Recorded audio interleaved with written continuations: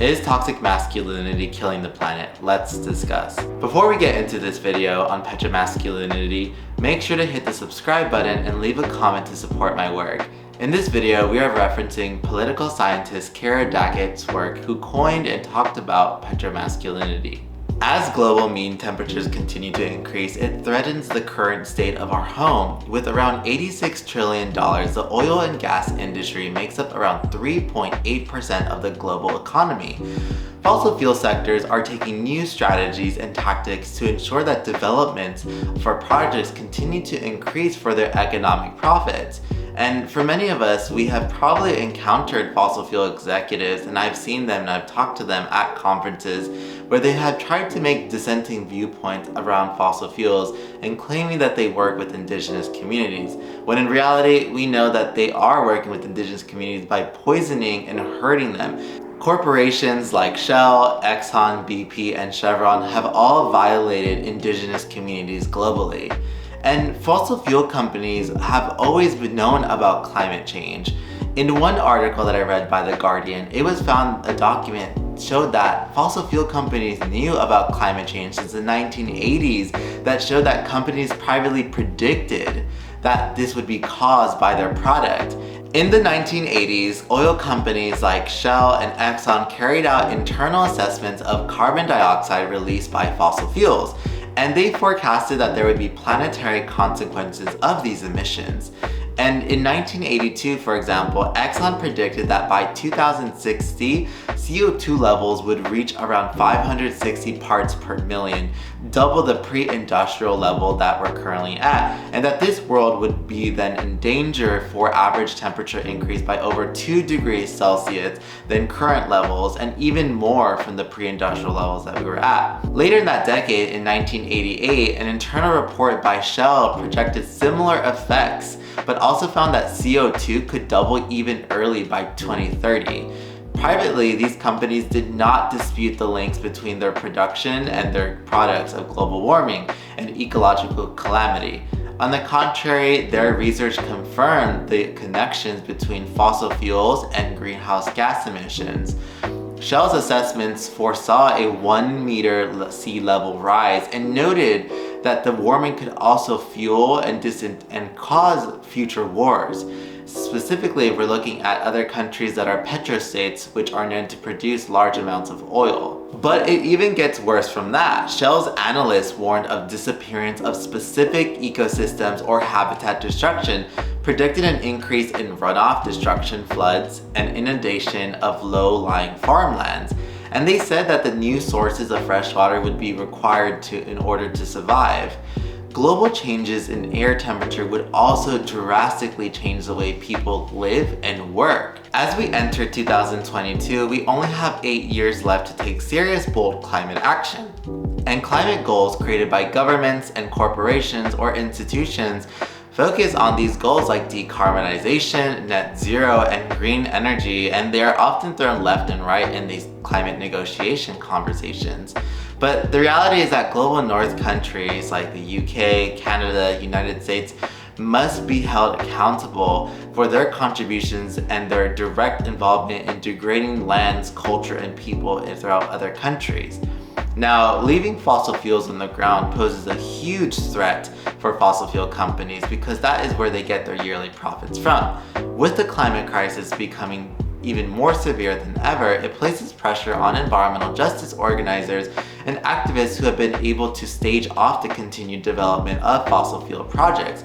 During Trump's presidency, we saw the amount of climate denialism being at stake, the dismantling of environmental policies, and the withdrawing from the Paris climate agreements. Now, our current presidency that we are in isn't even perfect either. I have to admit that. The Biden administration is still allowing fossil fuel corporations to continue building more projects.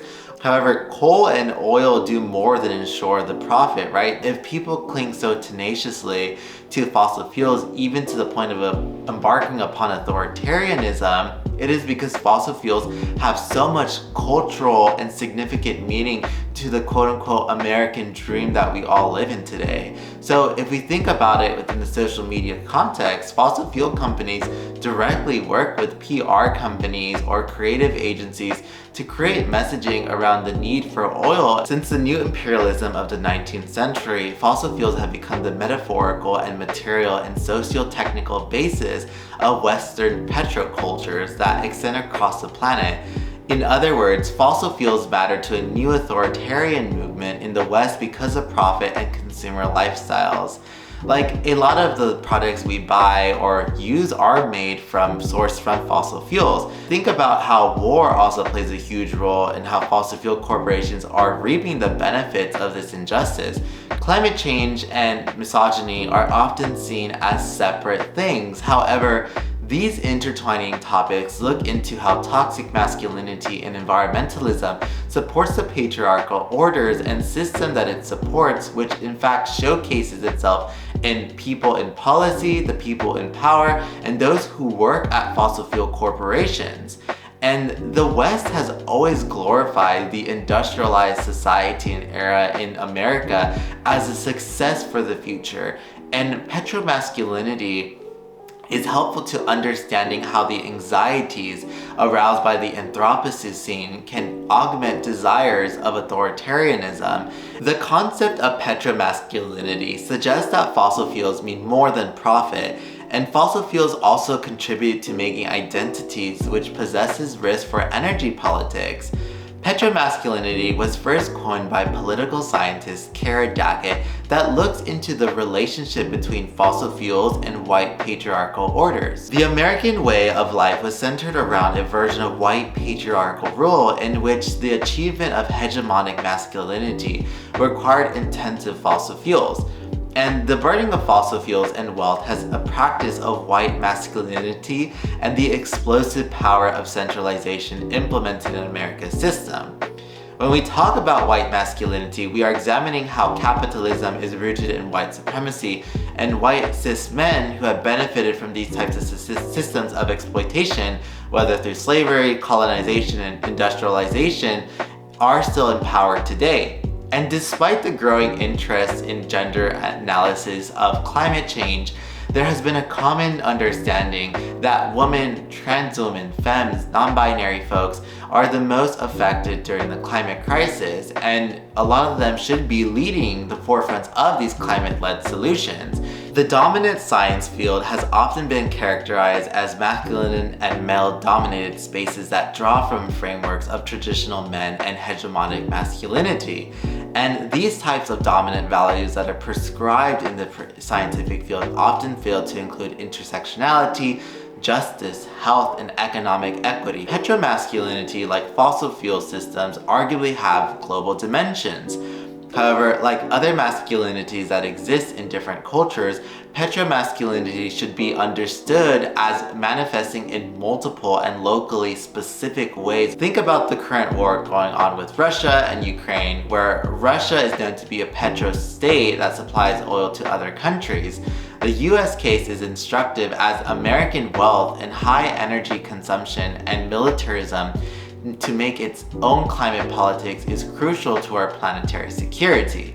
How might we understand that the current policies that we operate in are heavily influenced by the fossil fuel industries? Fossil fuels built the current world we live in today, and there remains an appreciation for fossil fuels, or at least for the high energy consumption that they provided of the mass liberal democracy that we live in today. And in addition to the ecological harms, the industries have also created political harm. The global oil systems of the 20th century required a host of violent measures on the part of Western states and oil companies in order to ensure oil scarcity, and in turn turn that into profit. And think about the countries that are labeled as developing or war zones, when the people and land that have these deep relationships with their culture and have rich resources that were stolen by them due to global north violence. In the case of oil, The West touted a democratic creed while simultaneously benefiting from supporting authoritarian regimes and extremist movements in the Middle East and North Africa. Likewise, fossil fuel extraction were secured both within the US and abroad by racist regimes of differential pay and access to benefits that were aggressively anti-democratic on the part of corporations and the states that supported them by implementing neoliberal policies. Fossil capital requires an unending, cheap flow of fossil fuels for the concentration of wealth at the expense of other people and living systems. And this necessitates authoritarian tactics in certain sites and moments, a phenomenon that has been exhaustively cataloged by post-colonial theories in the Global South. Indigenous communities have always recognized that Mother Earth should not be exploited for its resources. For many, extracting and burning fossil fuel was a practice of white masculinity and of American sovereignty, such that the explosive power of combustion could be crudely equated with aggression. No wonder that access to cheap and plentiful gas and energy became the commonality for American well-being and the right demanded for both of the state and for the state. Even as Americans in the 21st century disagree whether we should have free healthcare or food should be access to a human right, there is a widespread bipartisan assumption that Americans deserve cheap energy and that the state has a duty to ensure it. In turn, any threat to any energy supply appears simultaneously as a threat to the American dream, and in turn, the dominant position of the US in the world. The plundering of Mother Earth reflects back to the way societal norms in Western cultures uphold patriarchy and misogyny and inflict violence on those who are the most vulnerable. In the context of the climate crisis, we must understand that fossil fuels are not just only invested in the economic interest, but uphold a violent stance towards women and marginalized communities.